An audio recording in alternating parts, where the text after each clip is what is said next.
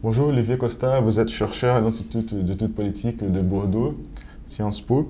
Et vous venez de publier avec votre collègue Éric Kerrouche le livre Qui sont les députés français, sorti par Presse Sciences Po. Alors commençons avec la question qui est posée justement par votre livre. Qui sont les députés français? Uhum. En fait, on a choisi ce titre un peu provoquant parce qu'il y a très peu de gens qui s'intéressent en France à l'identité des députés français et finalement on a assez peu d'informations sur l'identité de ces élus. Bon, alors il n'y a pas de grande surprise à l'arrivée, on constate simplement que l'idée qu'on en a est confirmée, qu'on a une classe politique française qui est très masculine, composée essentiellement de quinquagénaires, de gens qui sont dans l'ensemble très diplômés, qui sont plutôt issus des professions intellectuelles, des professions libérales, de la fonction publique, de l'enseignement, qui sont des gens qui cumulent les mandats et donc qui présentent une certaine homogénéité à l'échelle de l'Assemblée nationale.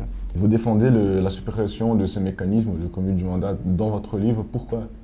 Alors on ne le défend pas à titre personnel, mais simplement si on essaye de réfléchir aux moyens qu'il y aurait de rendre le Parlement français, enfin l'Assemblée nationale française, plus, comment dirais-je, plus dynamique, plus revendicative vis-à-vis du gouvernement, une des façons, c'est finalement de donner un peu d'air au système politique, de favoriser l'accès de nouvelles générations d'élus à l'Assemblée nationale, d'enrichir un peu la représentation dans sa diversité. Et une des façons d'obtenir très facilement ce résultat-là, c'est d'interdire le cumul des mandats, pour finalement mettre les élus qui sont en poste un peu plus en danger dans le cadre des élections, favoriser finalement l'accès à l'Assemblée nationale de gens qui sont soit des opposants politiques localement, soit d'une nouvelle génération aussi. Car l'élu qui cumule les mandats, finalement, il empêche ses opposants politiques de le battre, mais il empêche aussi les gens de son propre camp de prendre sa place, ce qui fait qu'on a des élus qui en France sont relativement âgés et on est vraiment en panne d'une nouvelle génération politique en France. Oui, le Parti communiste, la plupart des députés de ce parti, sont âgés de 60 ans à 64 ans. Oui. Mais l'EDF, par exemple, d'autre côté, c'est un parti qui semble plutôt jeune. Comment vous expliquez ça? Pourquoi le Parti communiste a tellement peu de députés jeunes? Je dirais que ça tient d'une part à ce phénomène de cumul des mandats, c'est-à-dire les députés communistes qui arrivent encore à se faire élire aujourd'hui, ce sont les députés qui tiennent vraiment des bastions rouges communistes et c'est eux qui arrivent encore à se faire élire. Donc il y a cet effet-là et il y a aussi le fait que sociologiquement le Parti communiste est un parti qui n'a pas le vent en poupe, qui est plutôt un parti sur le déclin si on regarde ses résultats aux élections législatives.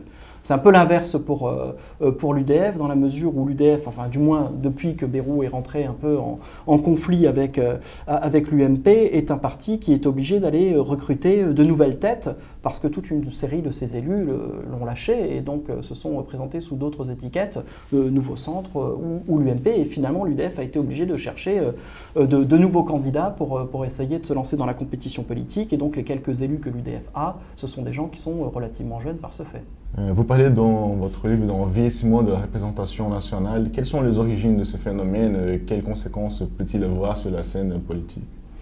On a un phénomène de colonisation, on pourrait dire, de l'Assemblée nationale par ces gens qui ont ce profil type de quinquagénaire, blanc, j'ai oublié de le dire tout à l'heure. On a très peu de gens qui sont issus des minorités visibles, essentiellement issus de la fonction publique, des professions libérales, et qui sont les gens qui sont le plus capables de gagner des élections. Alors ça pose un problème en termes de représentativité de l'Assemblée nationale, parce que les électeurs, à un moment donné, peuvent avoir le sentiment d'une sorte de découplage entre l'Assemblée nationale et les citoyens lambda. Alors on sait bien que dans les régimes contemporains, le but d'une assemblée n'est pas de ressembler à la population sociologiquement parlant. Tout le monde sait qu'aujourd'hui, les élus sont des professionnels de la politique, qui ont des capacités particulières, que ce n'est pas forcément un boulanger qui est le mieux à même de défendre les intérêts des boulangers.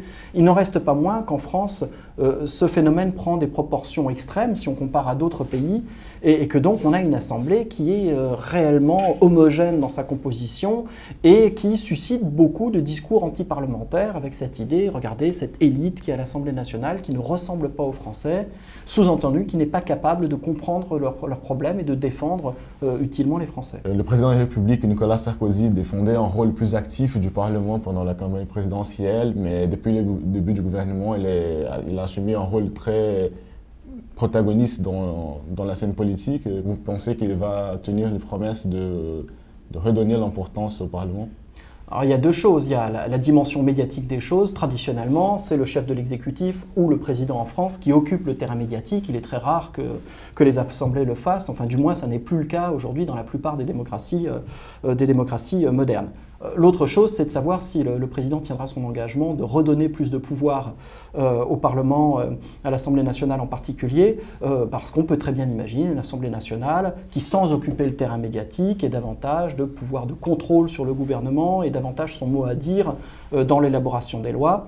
Je crois que sur ce point-là, il faudra attendre l'éventuelle réforme des institutions pour voir si les promesses de campagne de Nicolas Sarkozy sont suivies des faits, avec bien entendu cette limite, c'est qu'on risque d'avoir une double réforme des institutions qui se traduirait par une revalorisation des pouvoirs du Parlement, mais dans le même temps, une revalorisation des pouvoirs du président, une consécration institutionnelle de l'hyper-présidentialisme français, qui dans ce cas-là serait un peu contre-productive par rapport à cet objectif de revalorisation du rôle du Parlement. Merci beaucoup. Merci.